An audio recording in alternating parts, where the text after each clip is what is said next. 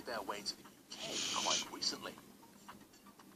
Unlike ordinary crisps made from this flour, at this factory, enormous 900-kilo bags of it are fed into a mixing machine to be combined with all the other ingredients. Dakika. Big dough like Böyle this. yapıyormuş arkadaşlar However, Cheetos. it isn't ready to be turned into the familiar triangular shape just yet.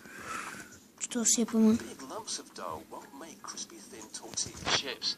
So first, the dough needs to be reduced. It's all passed through a series of circular blades like Tozdan beads, mı which yapıyorsunuz break lan? into smaller pieces. Bize This will Cheetos prepare it diye for the rollers. kazıklıyorlar. Bilsem yemezdim hiç. To ensure an even mixture, the dough is divided up into compartments. This helps to get a uniform quantity passing along at all times. You never get a fat tortilla chip in a bag because the dough was spread out like this. The dough is now rolled out into an enormous flat sheet. The sheet passes underneath a cylindrical cutter, and this is where that famous triangular shape appears. Like a cookie cutter, the hard edges of the roller slice through the dough, leaving the perfect triangular piece. The tortilla chip is beginning to take form. Even though this process looks really well organized, there's always a little dough left over. But it's not wasted, it's sent straight back through the dough vat to start all over again.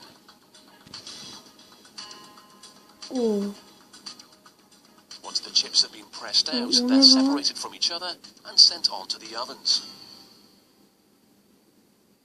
But there's one small step first. Remember, we couldn't have chips that were too fat? Well, this guy makes sure the chips aren't too thin.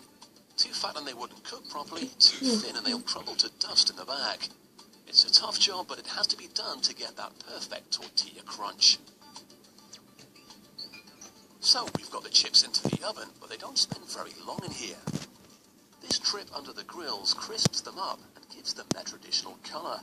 It also means they don't need to spend so long in the fryer.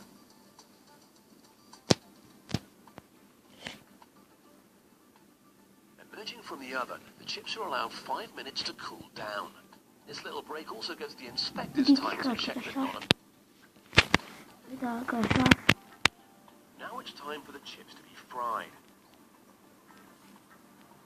They'll spend just 1 minute in a bath of boiling oil at 175 degrees Celsius. Just enough to cook them and for the heat to curl the crisps ever so slightly.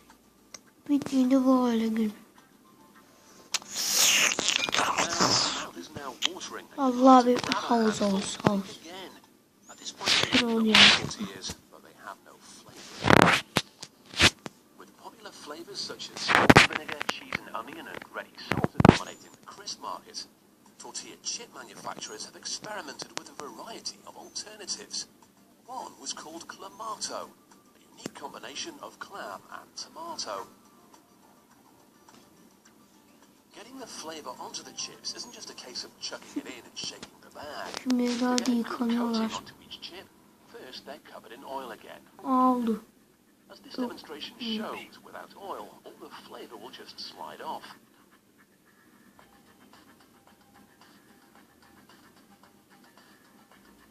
Enormous sacks of the mixture are added to the top of the machine.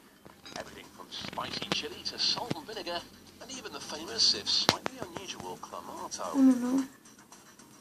The powder filters down through the pipes and into the machine where the oil-covered chips are being continuously rotated. Here, a device will scatter the flavoring throughout the drum, literally coating the chips as they spin around. Arkadaşlar 4 dakika. Evet arkadaşlar geldim. 93,172 bathtubs. That's a lot of chips. However, before you can rip the bag open and